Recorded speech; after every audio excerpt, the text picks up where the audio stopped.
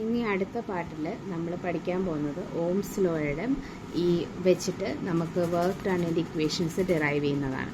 അപ്പോൾ എങ്ങനെയാണെന്ന് വെച്ചാൽ നമുക്ക് ഓംസ് ലോ എന്താണെന്നറിയാം.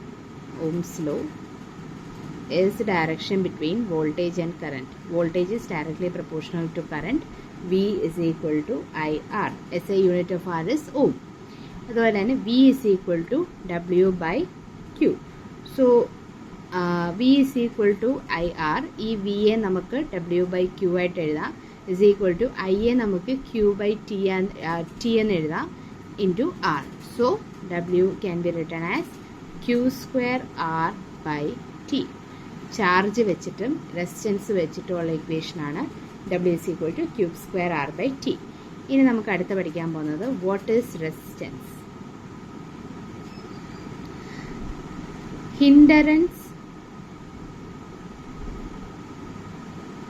ഹിൻഡ്രൻസ് ടു ഇലക്ട്രിക് കറണ്ടിനെയാണ് നമ്മൾ റെസിസ്റ്റൻസ് എന്ന് പറയുന്നത്. അതായത് കറണ്ടിനെ ഒപ്പോസ് ചെയ്യുന്നതിനെയാണ് നമ്മൾ റെസിസ്റ്റൻസ് എന്ന് പറയുന്നത്. നമ്മളൊരു ട്രാഫിക് കൺസിഡർ ചെയ്യുക. നമുക്ക് ട്രാഫിക്കിൻ്റെ അനോളജി വെച്ചിട്ടാണ് റെസിസ്റ്റൻസ് നന്നായിട്ട് പഠിക്കാൻ പറ്റുന്നത്. ഇപ്പോൾ ട്രാഫിക് കൺസിഡർ ചെയ്യുവാണെങ്കിൽ ലോ ട്രാഫിക് ആണെങ്കിൽ എന്താ, കുറച്ച് വണ്ടികളേ ഉള്ളൂ. അപ്പം നമ്മൾക്ക് ഒരു ആൾക്ക് അതിൻ്റെ ഇടയിൽ കൂടെ പോകാനായിട്ടുള്ളത് പറ്റും. പക്ഷേ ഹൈ ട്രാഫിക് ആണെങ്കിലോ നമ്മുടെ സ്പീഡ് കുറയും അല്ലേ, നമുക്ക് അതിൻ്റെ ഇടയിൽ കൂടെ പോകാനായിട്ട് ബുദ്ധിമുട്ടായിരിക്കും. അതുപോലെ തന്നെയാണ് റെസിസ്റ്റൻസും. റെസിസ്റ്റൻസ് കുറയുമ്പോൾ കറണ്ടിന് പാസ് ചെയ്യാൻ എളുപ്പമായിരിക്കും. റെസിസ്റ്റൻസ് കൂടുമ്പോൾ കറണ്ടിന് പാസ് ചെയ്യാൻ ബുദ്ധിമുട്ടായിരിക്കും. ഇനി നമുക്ക് എങ്ങനെ ഒരു കൊളിഷൻ തിയറി വെച്ചിട്ട് നമുക്ക് റെസിസ്റ്റൻസ് പറയാൻ പറ്റും. കൊളിഷൻ തിയറി വെച്ച് റെസിസ്റ്റൻസ് പറയുന്നത് എങ്ങനെയാണെന്ന് വെച്ചാൽ, സപ്പോസ് ഒരു കണ്ടക്ടർ സേ ഗോൾഡ് എടുക്കുക. ഗോൾഡിനകത്ത് എന്തൊക്കെയുണ്ട്? ഗോൾഡിൻ്റെ ആറ്റംസ് ഉണ്ട്. അതുപോലെ തന്നെ അതിനകത്ത് ഇംപ്യൂരിറ്റീസ് ഉണ്ട്. ഇംപ്യൂരിറ്റീസ് എന്ന് പറയുന്നത് ഗോൾഡിനകത്തുള്ള ഇംപ്യൂരിറ്റീസ് എന്ന് പറയുന്നത് ഗോൾഡിനകത്തുള്ള സിൽവർ, കോപ്പർ, അതുപോലെ തന്നെ പ്ലാറ്റിനം. ഇനി അതുപോലെ തന്നെ ഗോൾഡിനകത്ത് ഫ്രീ ആയിട്ടുള്ള ഇലക്ട്രോൺസും ഉണ്ട്. അപ്പോൾ ഇതിനെ നമ്മൾ ഇംപ്യൂരിറ്റീസ് എന്ന് വേറൊരു പേര് പറയും, ഫോറിൻ പാർട്ടിക്കിൾസ് എന്നും പറയും കേട്ടോ. ഫോറിൻ പാർട്ടിക്കിൾസ് അല്ലെങ്കിൽ ഫോറിൻ ആറ്റംസ് എന്ന് പറയും. അപ്പം നമ്മൾ ബാറ്ററി നമ്മൾ ഒരു ഗോൾഡിനെ കണക്ട് ചെയ്യുവാണെങ്കിൽ ഈ ബാറ്ററി എന്ത് തരും? ബാറ്ററി പൊട്ടൻഷ്യൽ ഡിഫറൻസിനെ തരും. അപ്പോൾ പൊട്ടൻഷ്യൽ ഡിഫറൻസ് വരുമ്പം എന്ത് സംഭവിക്കും? ഇലക്ട്രോൺസ് ഫ്ലോ ചെയ്യാൻ തുടങ്ങും. ഇലക്ട്രോൺസ് ഫ്ലോ ചെയ്യുമ്പം ഈ ഇലക്ട്രോൺസ് കൊളൈഡ് ചെയ്യും. ഈ ഗോൾഡിലെ ആറ്റംസ് ഇംപ്യൂരിറ്റീസും ഫ്രീ ഇലക്ട്രോൺസും ഒക്കെ ആയിട്ട് കൊളൈഡ് ചെയ്യും. അപ്പം കൊളൈഡ് ചെയ്യുമ്പോൾ എന്ത് സംഭവിക്കും? ഇലക്ട്രോൺസിൻ്റെ ഫ്ലോ കുറയും. ഇലക്ട്രോൺസിൻ്റെ ഫ്ലോ കുറയുമ്പോൾ എന്ത് സംഭവിക്കും? കറണ്ട് റെഡ്യൂസ് ആവും. ഓക്കെ, അപ്പോൾ ഇങ്ങനെയാണ് കൊളിഷൻ തിയറി പറയുന്നത്. ഇനി നമുക്ക് നോക്കിയേ, V is equal to IR എന്ന് പഠിച്ചു. So R is equal to V by I. So resistance is 1 ohm when 1 volt potential is applied across a conductor causing 1 ampere of current to pass through it. അപ്പം resistance എന്തിനെയാണ് control ചെയ്യുന്നത്? കറണ്ടിനെയാണ് control ചെയ്യുന്നത്. അപ്പം resistors ആണ് നമ്മൾ resistance provide ചെയ്യാൻ വേണ്ടി use ചെയ്യുന്ന സാധനങ്ങളുടെ പേരാണ് റെസിസ്റ്റേഴ്സ് എന്ന് പറയും. ഇനി നമ്മൾ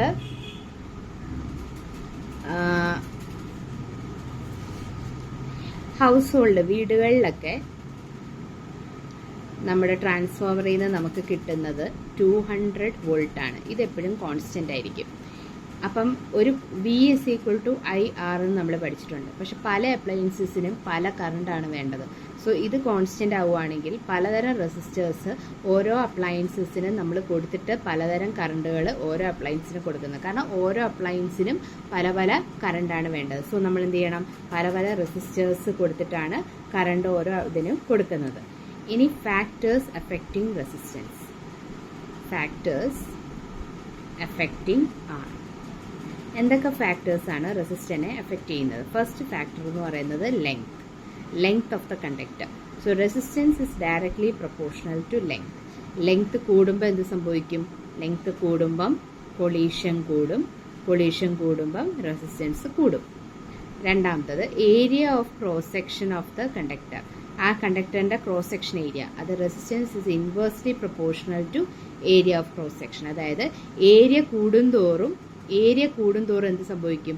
വലിയ സ്പേസ് ആണ്. അപ്പോൾ കൊളീഷനുള്ള സാധ്യത കുറയും. അപ്പോൾ റെസിസ്റ്റൻസ് കുറയും. ഏരിയ കുറയുമ്പോഴോ അടുത്തടുത്തായിരിക്കും ആറ്റംസ്, അപ്പം കൊളീഷൻ്റെ ഉള്ള സാധ്യത കൂടുതലാണ്. അതുകൊണ്ട് തന്നെ റെസിസ്റ്റൻസും കൂടും. മൂന്നാമത്തേതെന്ന് പറയുന്നത് റെസിസ്റ്റിവിറ്റി എന്ന് പറയും. Resistivity is again dependent upon the nature of material and the temperature. അപ്പോൾ ഇതെങ്ങനെയാണെന്ന് നമുക്ക് പഠിക്കാം. ഓക്കെ, അതായത് ഇപ്പം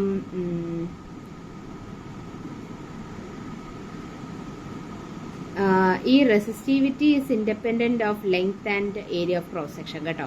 എല്ലാ മെറ്റീരിയലും ഇപ്പം ഏത് മെറ്റീരിയൽ ആണെങ്കിലും റെസിസ്റ്റിവിറ്റി ഒരു കോൺസ്റ്റൻ്റ് ആയിട്ട് കാണും അതിൻ്റെ നേച്ചറും ടെമ്പറേച്ചറും വെച്ച്, which is independent of the length and area. അപ്പം റെസിസ്റ്റിവിറ്റിയെ നമുക്കിങ്ങനെ R is directly proportional to L and inversely proportional to area. So R is equal to rho L by A. ഈ റോയെയാണ് നമ്മൾ റെസിസ്റ്റിവിറ്റി എന്ന് പറയുന്നത്.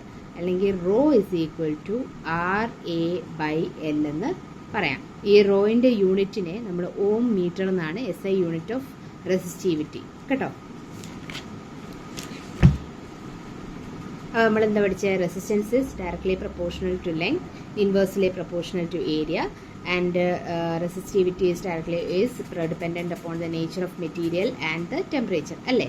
So resistivity of conductors will be low and it will be 10 raised to minus 8 to 10 raised to minus 6 ohm meter. But resistivity of insulators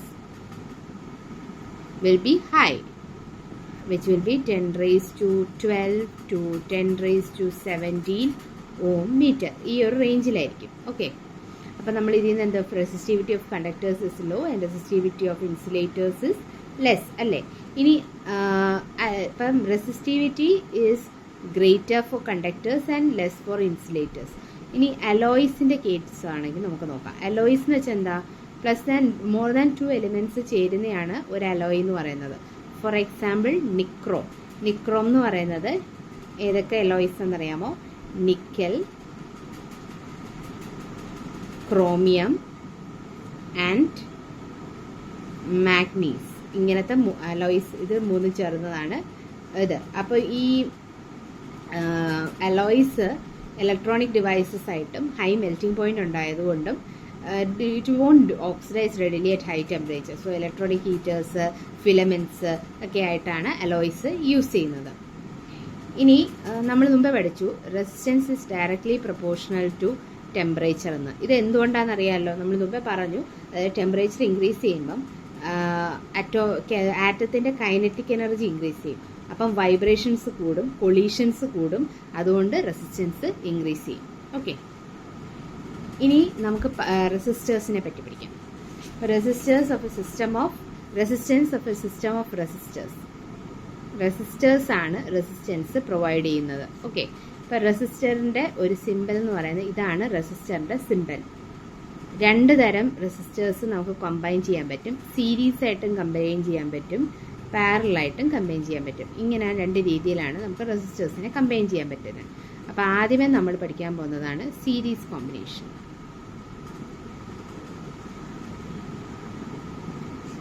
series കോമ്പിനേഷനകത്ത് ഒരു resistor, 2 resistor, 3ാമത്തെ resistor.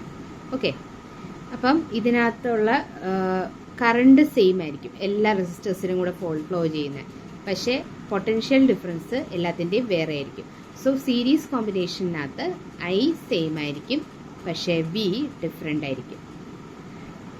Okay, ഇനി വേറൊരെണ്ണമെന്ന് വെച്ചാൽ ഇപ്പോൾ Deepavali lights ഒക്കെ series കോമ്പിനേഷനാണ്. Series കോമ്പിനേഷൻ്റെ പ്രശ്നം എന്താണെന്ന് വെച്ചാൽ ഇതിനകത്ത് ഒരെണ്ണം കേടായ എല്ലാം കേടാവും. കാരണം അങ്ങോട്ട് പിന്നെ കറണ്ട് പാസ് ചെയ്യില്ല. അപ്പം നമുക്ക് ഇക്വേഷൻ വെച്ചിട്ട് റെസിസ്റ്ററിൻ്റെ ഇക്വേഷൻ കണ്ടുപിടിക്കാൻ പറ്റും. അതായത് V is equal to IR അല്ലേ. അപ്പം V1 plus V2 plus V3 എന്ന് പറയുന്നത് എന്താ? IR1 plus IR2 plus IR3. I same അല്ലേ. So R can be R1 plus R2 plus R3. ഇതാണ് സീരീസ് കോമ്പിനേഷൻ്റെ റെസിസ്റ്ററിൻ്റെ ഇക്വേഷൻ. അപ്പോൾ ഒരു ബ്രേക്ക് സംഭവിച്ച എൻ്റയർ സർക്യൂട്ട് ബ്രേക്ക് ആവും. ഡിഫറെൻറ്റ് അപ്ലയൻസസിന് ഡിഫറെൻറ്റ് കറണ്ടാണ് വേണ്ടത്. അപ്പോൾ അതനുസരിച്ച് ഇത് സീരീസ് കോമ്പിനേഷൻ വർക്കാവില്ല.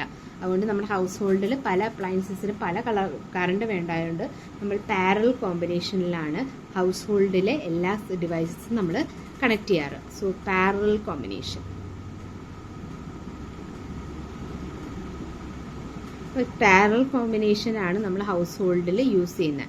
പാരലൽ കോമ്പിനേഷൻ എന്ന് പറയുമ്പോൾ first resistor, second resistor, third resistor. അപ്പോൾ ഇവിടെ നമുക്ക് കണ്ടുകൂടെ വി സെയിം ആയിരിക്കും. ഓരോ റെസിസ്റ്ററിലൂടെ പാസ് ചെയ്യുന്ന കറണ്ടുകൾ ഡിഫറെൻ്റ് ആയിരിക്കും.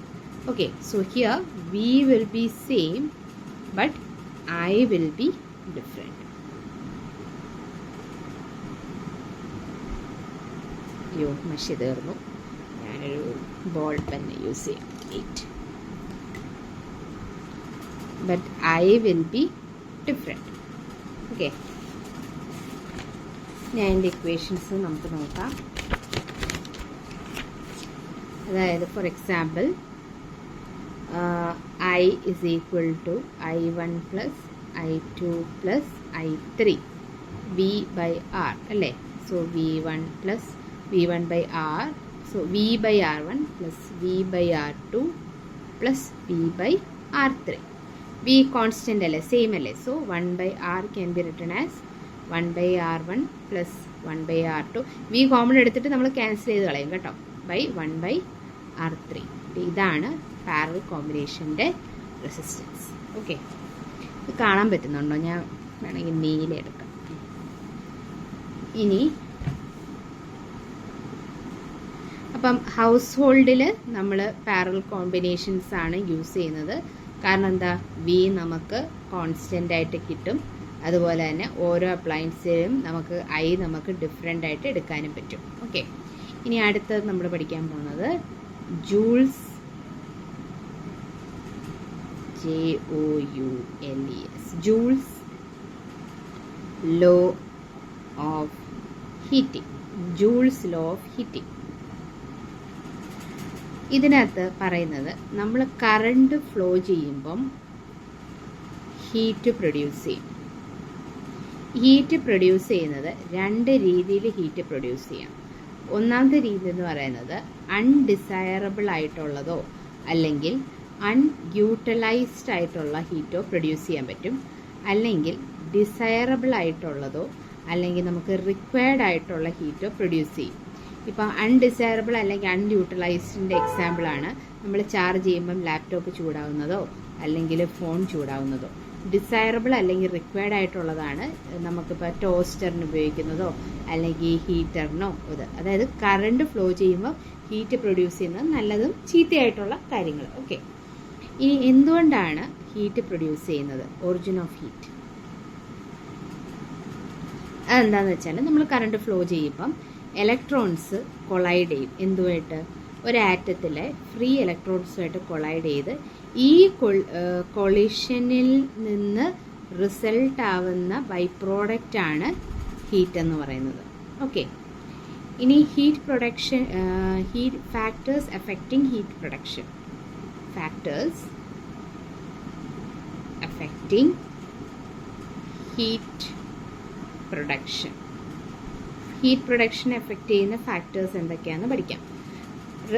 Heat production is directly proportional to resistance. അതെന്താണെന്ന് വെച്ചാൽ മോർ കൊളീഷൻസ് സംഭവിക്കുമ്പോൾ എന്താ പറ്റും? മോർ ഹീറ്റ് പ്രൊഡ്യൂസ് ചെയ്യും. മോർ ഹീറ്റ് പ്രൊഡ്യൂസ് ചെയ്യുമ്പം റെസിസ്റ്റൻസ് കൂടും. Heat production is directly proportional to time.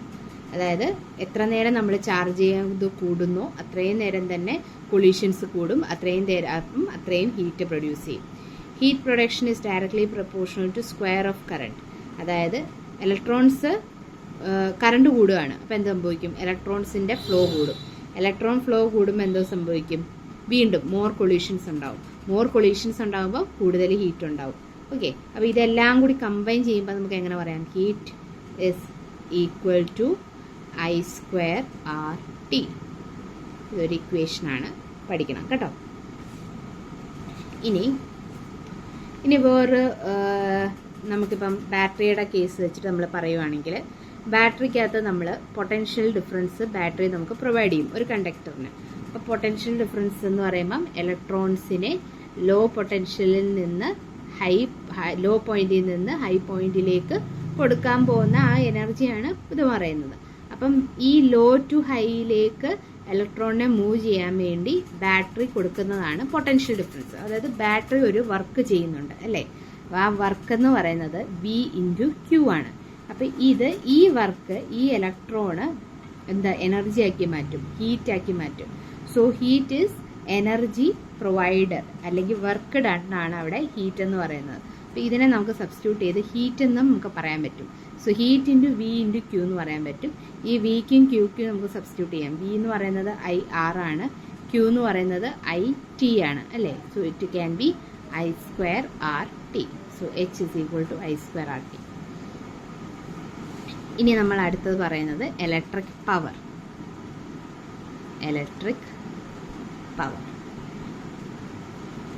Electric power എന്ന് വെച്ചാൽ ബാറ്ററി നമുക്ക് എന്ത് തരും? ഇലക്ട്രിക്കൽ എനർജി തരും. ഈ ഇലക്ട്രിക്കൽ എനർജി നമ്മൾ ഇലക്ട്രോൺസിന് കൊടുക്കും. ഈ ഇലക്ട്രോൺസ് ഈ എനർജിയെ എന്തായിട്ട് മാറ്റി ചെയ്യും? ലോ ഓഫ് കൺസർവേഷൻ എനർജി കാരണം energy can neither be created nor destroyed. അപ്പം ഈ ബാറ്ററി കൊടുക്കുന്ന ഇലക്ട്രിക്കൽ എനർജി ഇലക്ട്രോണിന് കൊടുക്കും. ഇലക്ട്രോൺസ് കൊളൈഡ് ചെയ്യും. ഇലക്ട്രോൺസ് ഈ ഇലക്ട്രിക്കൽ എനർജിയാണ് ഹീറ്റ് എനർജി ആയിട്ട് കൺവേർട്ട് ചെയ്യുന്നത്. So amount of electrical energy that is consumed per unit of ടൈമിനെയാണ് ഇലക്ട്രിക് പവർ എന്ന് പറയുന്നത്. അതായത് എനർജി കൺസ്യൂംഡ് പെർ യൂണിറ്റ് ടൈമിനെയാണ് നമ്മൾ പവർ എന്ന് പറയുന്നത്. So amount of heat energy liberated, അല്ലെങ്കിൽ നമുക്ക് പറയാം amount of heat energy liberated per unit time. Amount of heat energy liberated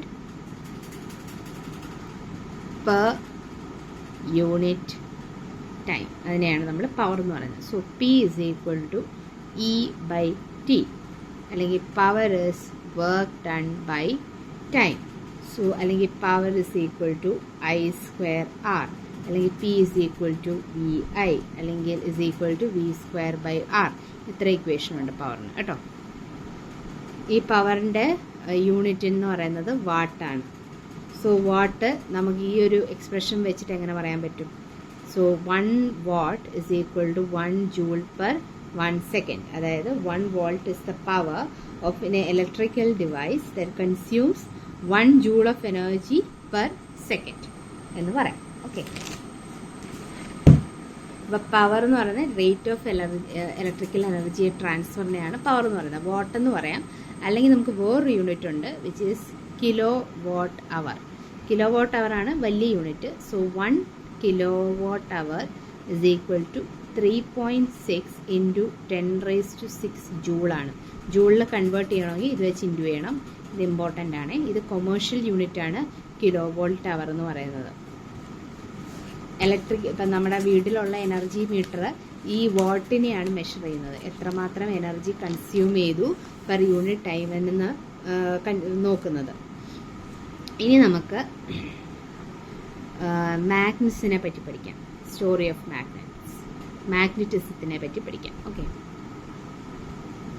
അപ്പം മാഗ്നറ്റ്സിൻ്റെ സ്റ്റോറി പറയുകയാണെങ്കിൽ ആക്സിഡൻ്റലി ഷെപ്പേർഡ്സ് ഡിസ്കവർ ചെയ്തൊരു സാധനമാണ് മാഗ്നറ്റ്.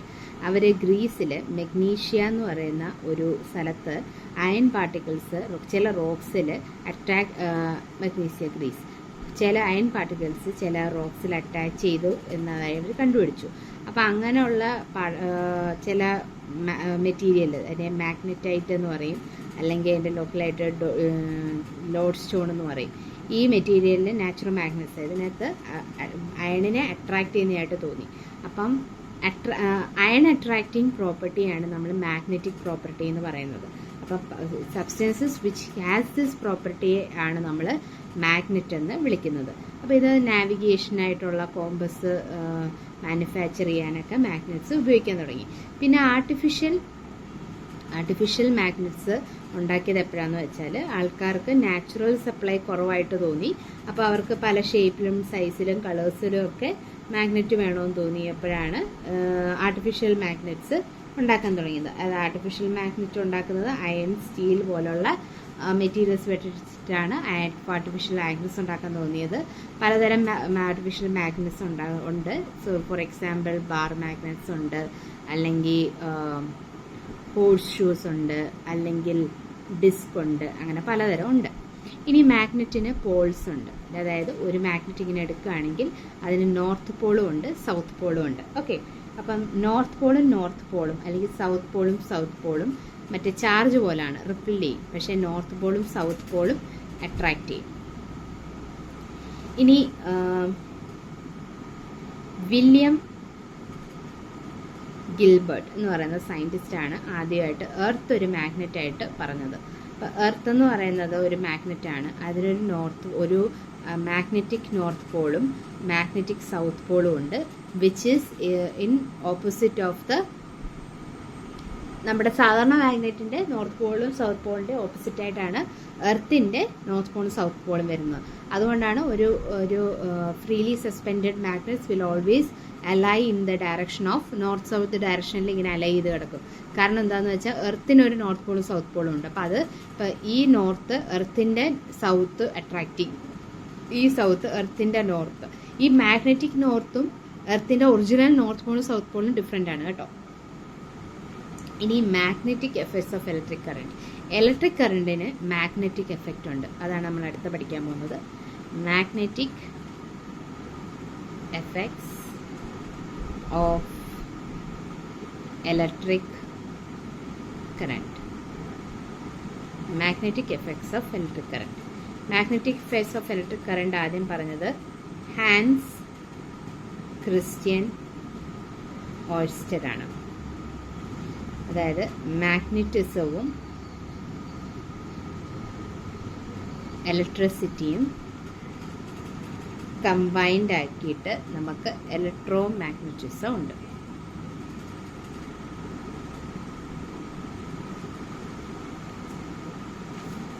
ഇതെന്താ സംഭവം എന്ന് വെച്ചാൽ, മാഗ്നറ്റിസം എന്ന് പറഞ്ഞാൽ ഒരു current carrying conductor north pole south പോളുള്ള ഒരു ബാർ മാഗ്നറ്റിനകത്തൂടെ അതിനു മുമ്പ് ഒരു നോർത്ത് പോള് സൗത്ത് പോളുള്ള നമുക്കിതാദ്യം പറയാം. മാഗ്നറ്റിക് ഫീൽഡും ഞാനൊരു കാര്യം ചെയ്യാം, നമുക്ക് അടുത്ത ക്ലാസ്സിൽ മറ്റേത് പഠിക്കാം. അപ്പോൾ കുറച്ചുകൂടി നന്നായിട്ട്. ഇപ്പം ഇത്രയും മതി. അടുത്ത ക്ലാസ്സിൽ ഞാൻ ബാക്കി പറയാം. ഓക്കെ.